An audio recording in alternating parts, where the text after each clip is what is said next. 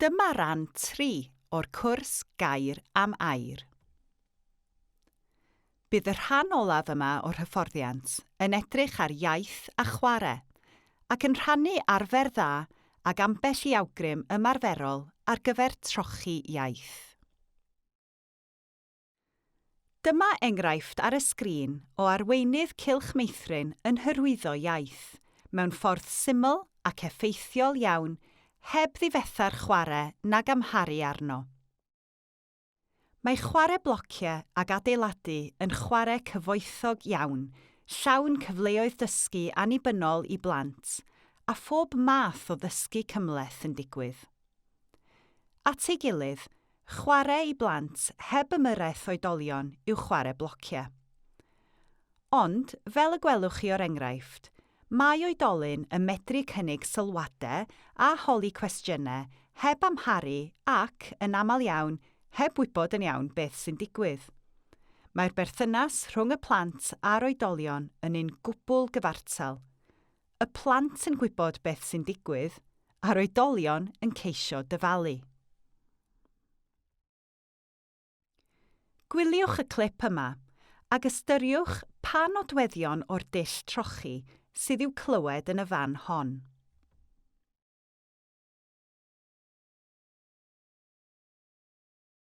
Bore da, Lucy. Hello, what do you want? Rwy eisiau teiars, os gwelwch yn dda. Do you want tyres?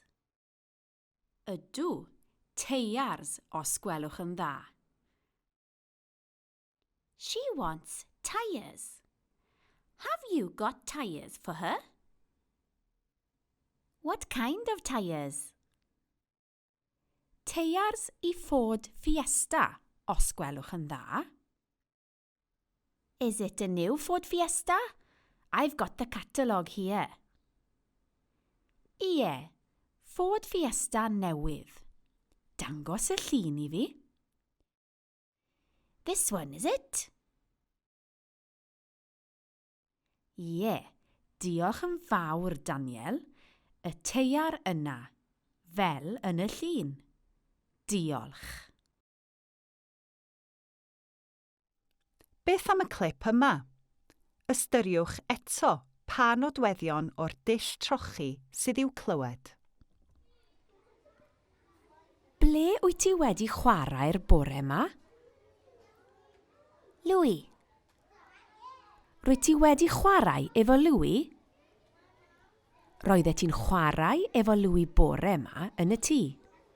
Ond yn y cylch, ble wyt ti wedi bod yn chwarae?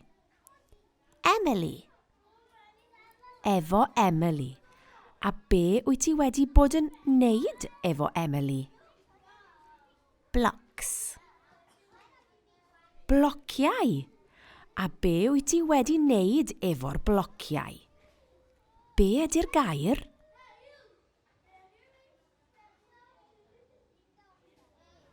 Adeiladu. Ie, adeiladu. O, da iawn. A be dach chi wedi adeiladu? Tŷ neu stabal? Stabal. Pwy sy'n byw yn y stabal?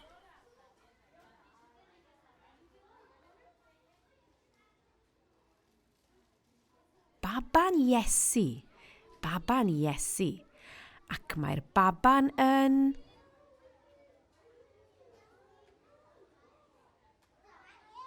Cysgu. Ie, cysgu, cysgu. Da iawn. Mae gweithgareddau bob dydd yn y cylch meithrin yn gyfle ardderchog I sefydlu ag arfer yr iaith. Trafodwch werth ieithyddol y pethau canlynol a sut mae modd manteisio ar yr arferion dyddiol hyn I sefydlu ac ymestyn iaith y plant. Amser cofrestru. Amser ffrwyth a diod. Galw pawb ynghyd ar gyfer sesiwn ganu. Amser tacluso. Golchi dwylo. Gwisgo welys i fynd allan. Beth am gyfleoedd eraill sy'n codi'n ddyddiol neu'n gyson sy'n werthfawr yn eich barn chi? Bydd pob cylch meithrin yn cael amser stori, a gellir gwneud hyn gyda grwpiau neu gyda phlentyn yn unigol. Mae'n amser arbennig ar gyfer cyfoethogi iaith plant bach. Yn aml bydd ailadrodd yn y stori, a bydd cyfle i ymarfer iaith. Cofiwch, ddewis stori a llyfr addas. Stori sydd ddim yn rhy gymhleth i blant iau. Cofiwch fod maint y llyfr yn bwysig, ddim rhy fach i'r nifer o blant yn y grŵp. Cofiwch hefyd ymarfer y stori cyn cychwyn, neu gall y profiad fynd yn ddiflas os ydych chi, y storiwr, yn baglu dros eich geiriau. Mae cynnwys y plant yn y stori yn ffordd effeithiol o gadw sylw'r plant. Stopiwch bob hyn a hyn i holi cwestiynau, fel beth sy'n dod nesaf tybed? I gynnig awgrymiadau a gofyn cyngor. Ddylai'r mochyn bach rhedeg i ffwrdd? Ddyliwn ni daro'r drwm neu'r tamborin?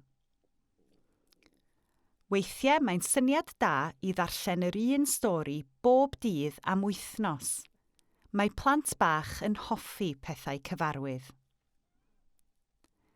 Cofiwch hefyd y gallwch chi ddefnyddio atodiadau, pypedau, offer cerddorol, seiniau amrywiol, bagiau stori, cerig mân a chregyn ac yn y blaen.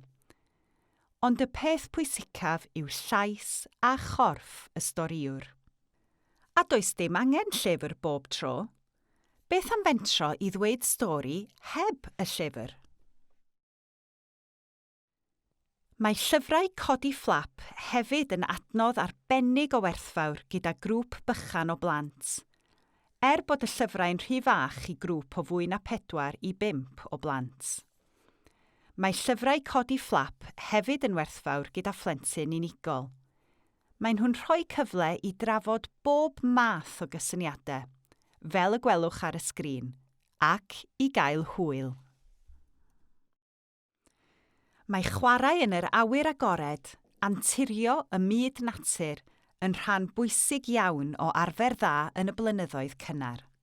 Mae'n gyfle ardderchog i ddefnyddio iaith amrywiol ac oherwydd y lleoliad, mae'r berthynas rhwng plant ac oedolion yn newid. Yn aml, bydd plant yn ennill hyder a bydd lleisiau'n newid.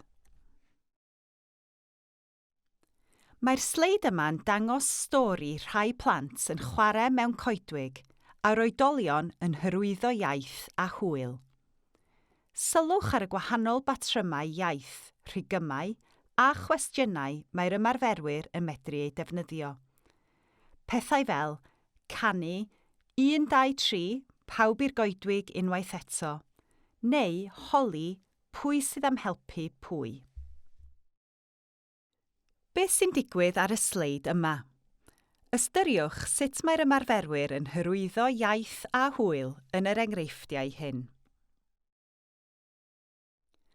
Yn ystod y sesiwn yma, rydyn ni wedi edrych ar y cyswllt rhwng iaith a chwarae, a chynnig awgrymiadau ymarferol.